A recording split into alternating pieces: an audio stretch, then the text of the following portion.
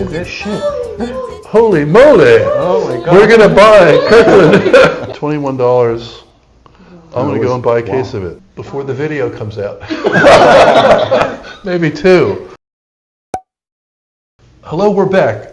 Patrick Farrell, Master of Wine. Andre Romano. Min Jang, nice meeting you. And both these guys are studying wine. Andre's been studying through UC Davis Extension. Winemaking. Yeah. I'm studying for WSET diploma. And we're going to have some fun. Yeah, so we've got 4 Kirkland wines, and we're pairing them with a non-Kirkland wine from the same vintage and the same origin. So these wines come from either 3 of the pairs come from France, Vacqueyras from the south of France, Margaux from Bordeaux, Pauillac from Bordeaux, and Brunello di Montalcino, which is from the Sangiovese grape, which is a variant of Sangiovese. And so what we're doing is just using that as an excuse to look at quality. Let me talk for another minute or two about what taste characteristics expect to find. In the Vacqueyras, which is from the south of France, typical south of France, blended wine, Grenache, Syrah, Mourvedre can have other things in it as well. Generally warm climate alcohol levels, ripe fruit, berry fruit, can have some garrigue, the wild herbs from the south of France. The vast majority of them are not oaked, but there's some crazy people who will put oak onto anything. I don't think those wines need oak. Margaux and Pauillac are very good contrasts in assessing quality. Margaux tends to be of the top left bank communes, one of the most elegant ones. But again, that's elegant for Bordeaux. Cabernet, Merlot, Cabernet Franc, Margaux is more elegant, not as much power or as much tannin. It's more feminine. More feminine. And then the masculine is going to be the Pauillac, which is more muscular, more tannin, bigger wines. Brunello di Montalcino, fuller bodied, warmer climate than Chianti, but similar to Chianti Classico, but more depth, more body, more alcohol, cherry flavors, high acidity. Let's do it. Let's do it. Cheers. Cheers. The first wine is medium plus garnet red. And there's not a whole lot of purple there. Mm-hmm. Whereas the second wine has got increased depth of color, but more purple, right? And when you swirl them, the legs on the second wine have a little bit more purple color to them. So it's more extract. The tannins on both of them are pretty strong. Pretty firm, yeah. First of all, I think it's a Bordeaux, maybe a Pauillac. I think it's pretty strong, firm tannins. On the first one, I got a lot of black currant. I got a peppermint. So it's pretty complex on the nose, the first one. I like it. The second one, I got a lot of green pepper. It's got some pyrazines. Pyrazines on it. So it kind of hides a little bit the fruit on my nose. But on the palate, it's still got pretty strong tannins, and the acidity on both of them, they're pretty good. To me, the one that I would drink today, it would be the first one. Mm-hmm. Maybe the second one could be the more expensive one because maybe they did it in a different way to age it. But to me, today, I would drink the first one. Mm-hmm. I agree with you. I thought it was Bordeaux. The acidity, intensity, the ripeness of tannin, they are on par, in my opinion. But I thought that the first one had a little bit longer finish. So I thought number one has a better quality. It was fascinating because the first wine has classic claret characteristics to me on the nose. Right? It's got cassis, lead pencil, cherry, a hint of leather, but the key is that warm bread characteristic. Right? So I smell that and I said, this is definitely Bordeaux. There's more fruit than there is oak. Elegant tannins, very good body, pretty nice length. And the second one showing much more purple color, more extract. The nose not as expressive, but it had violets, cassis, some green notes, vanilla it had more apparent New French oak. For early drinking, I'm drinking this one on the left. And by the way, I thought these were Bordeaux as well. Right. Wine number two. Number two is the Kirkland Pauillac. Your instincts and our initial instincts, saying which one would I drink right now is the wine on the left, and I think the one on the left is going to age better than the wine on the right. Okay. But seeing the label makes you sound like be a pro. It's fun. Let's move on to the second one. Oh, and Andre, there's one other thing that we didn't tell you. Min and I looked at the labels, or Min looked at the back labels, and the Kirkland wine and the own branded wine, separate branded wine, were both made in the same place, which sometimes happens. So Min, where are we here? It's Margaux for sure. Yeah. Yeah. Yeah. I feel like number one has a better quality, more intensity, slightly longer finish.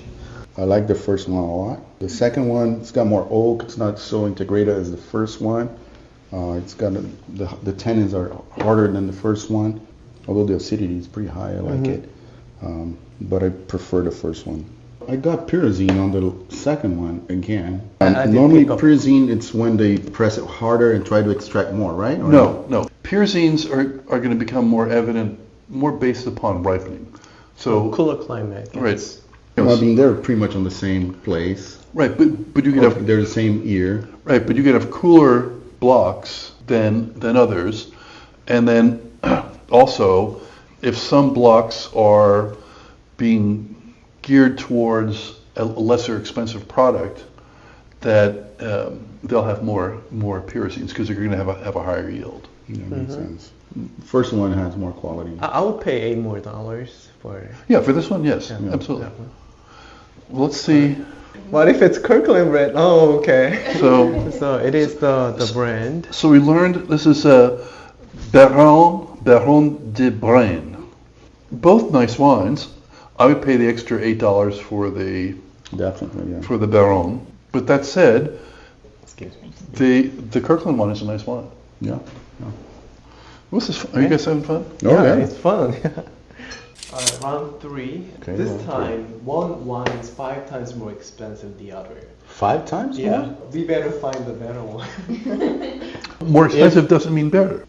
I mean, for me, the aromatics, the intensity of the flavors, the color, the length, everything was better in that one. Yeah, because this, I feel like my nose is messed up or something. It's confusing because the second one has more fruit. You think the second one has a lot of fruit on the nose? Well, yeah, it starts with more fruit than the first one, but the tannins are very astringent. I think the first one has more quality than the second one. And why? I could be wrong, of course. No. I think the first one has more complexity on the nose. The berries, I got some berries in it. I got some red berries, very delicate. I don't know, raspberry. The oak, I think it's well integrated to the wine. The second one, I think the tannins are more firm and not as integrated as the first one. I think the first one has a little bit more finish. So I think the first one. Well, the first one is your favorite. Yeah, it was my favorite. If we assume, and it's probably the case, but not necessarily, that the first one's going to be the much more expensive wine. But that said, if the lesser wine costs 1/5 of the superior wine, it's not 5 times better or 5 times worse. Yeah, I wouldn't pay the 5 times extra for, if this one was 5 times better than that or 5 times more expensive, I wouldn't pay. Yeah, I would pay for it with somebody else's money. True. Well, I like both of them. I like both of them too, yeah. And Min, what do you think? In general, I agree with you. They're both really good quality. Number one has better mouthfeel, which gives more longer finish. Number two had, as I described earlier, more astringent tannin, more harsh on my palate. That shortens the finish. So I thought number one was better. Fruit-wise, I saw number two has more fruit-forward style. They have similar colors, right? They're medium red with a clearing of the rim and a good 1+ brick change, which is what you'd expect from a Sangiovese or Sangiovese based wine. You get berries, I get cherries, but there's very similar flavor profiles, earthiness and iodine, and I get more intensity of those and the aromatics, much more intensity, which is not to say that it's huge, but much more intensity on the first wine than the second wine. There's more fruit, better mouthfeel, longer finish, riper tannins on the first wine. The second wine has what has more of it has more acidity, I think. I perceive more acidity maybe because the tannins are more astringent. So I would think that this is going to be the less expensive wine. If this number 5 turns out to be the Kirkland wine, I'm going to go and buy as much of it as I can. Holy shit. Holy moly. Oh my God. We're going to buy Kirkland. As much as you can. As much as we can. Well, but again, what we have here is that scenario that we were talking about of this Brunello being made in a way that they expect it to live a long, long time, and this being made in a fruit-forward way. All three of us greatly preferred this wine. But both of them, they were pretty good. Right. Both wines were pretty good. We preferred this wine blind. Mm-hmm. And what's the price point in this wine? $21. That was a $21, and this was a $100 bottle. Yeah, well, Yeah. $21. I'm going to go and buy a case Wow. of it before the video comes out. Maybe 2. Last time when I had the Kirkland Brunello, I was very impressed by the quality. So I wanted to see how they compare with other Brunello. And it's ready to drink now. Yeah. But you are right, Min, when you said the fruit in the second one It's more pronounced. is, Yeah. yes, finer and more penetrating. And so this will probably be the wine that's going to age better. So 5 years from now. But for drinking right now, Right. No? Surprised. I'm Yeah. Well, pleasantly pleasantly That's surprised. a surprise. Now we have the no shit Sherlock. We've got Vacqueyras as our final pairing. So you look at these, colors very similar. Second one was slightly darker. It may be slightly darker in the middle, but does it have a hint of? I really don't see brick change there. Yeah, the second one I think is a little deeper color. Right.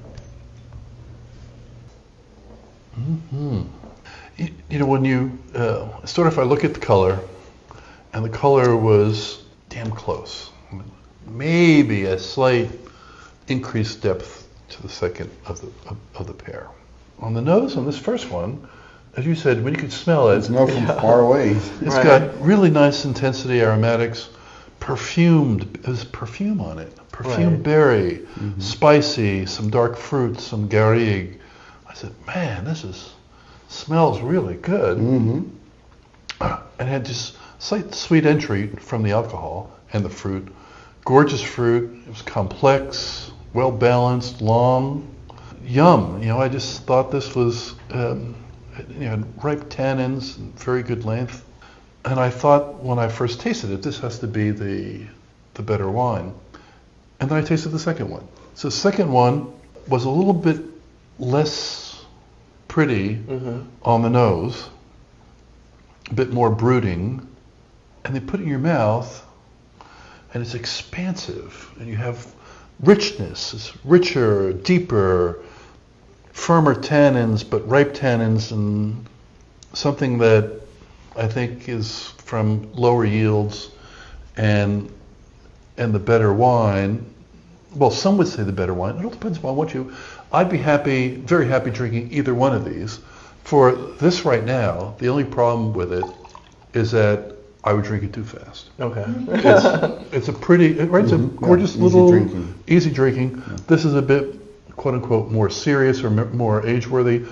Could I be wrong? Yes, I've been wrong on this tasting in the No, but past. I'm on the same page. I don't know, what do you get on the nose? I got pepper on the nose, but I couldn't get much fruit. I get more spiciness, Right? and the fruit is is darker fruit. It's got more garrigue. When you have that palate, Yeah, there is garrigue, more. Yeah. No, much more substance. I like the second one more than the first one. Not that I don't like the first one, but like you said, the first one is easy drinking, like a no-brainer. You can open up a bottle and It'll put a be a smile on party your face pleaser. every time. yeah. If it is $11, then Right, yeah.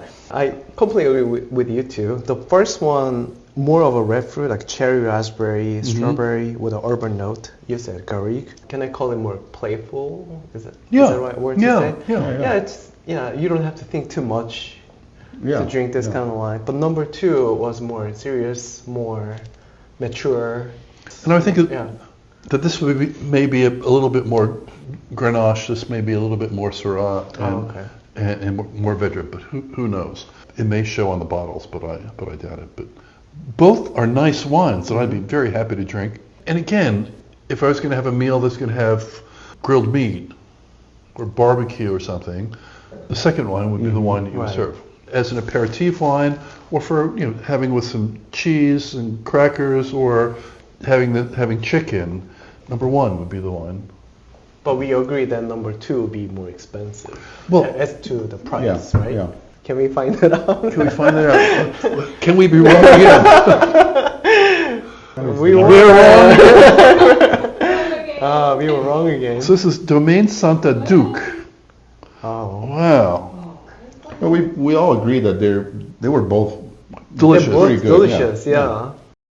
yeah. Throughout this tasting, we were assuming that the wine that had more stuff, Right. more body, Right. was the more expensive wine. And there's been a move toward, in many parts of the globe, towards more elegant wines. And the Kirkland wines are largely geared towards the American marketplace. That said, we haven't had a single Kirkland wine here today that did not show place. Exactly. Right. That's true. And that wasn't balanced. We had some very delicious wines. I would drink any of these wines. Yeah, yeah. And then I was really wishing that the first one was the Kirkland one for $11. But it turned out it wasn't. But that Kirkland one, and the first one you said was $33 or something? Yeah, the first one was $35. The first one, it's a party pleaser. You can have a lot of people, Right, and if yeah. it was $11, it would be amazing. It's got wonderful fruit, perfumed fruit. And the second one is heavier, but rich, Pretty nice, yeah. pretty damn nice. This one's got a bit more power, and this has got remarkable elegance and fragrance, perfume. So we spoke about quality, the elements that go into quality. Quality, it has a subjective characteristic to it as to whether or not you're drinking it now or you think the wine can age. We found that the Kirkland wines tended to be, across the board, a little bit heavier than the non-Kirkland wines. There can be reasons for that in terms of the quality of fruit, using more press wine, etc. And there's a move towards increased elegance in the world of wines. So the wines that weren't Kirkland wines tended to have more elegance. And we mistakenly thought that the increased power of the Kirkland wines. So we all learned something. We did. Yeah.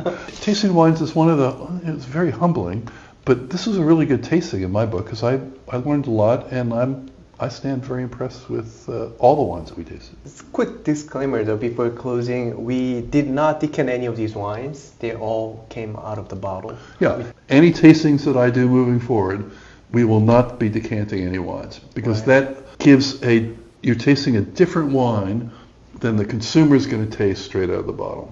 Go buy the Brunello di Montalcino from Kirkland. But Ron, because you're going to go first. All right, sure. And cheers. Yeah. Yeah, Thank you. great Thanks for the tasting. lessons. Yeah. Thank you. Why did I pass? Why did I so dead for? Let it take you. Why not like this? Why did I like so wine? Yeah, wine. Pour another wine, feeling back.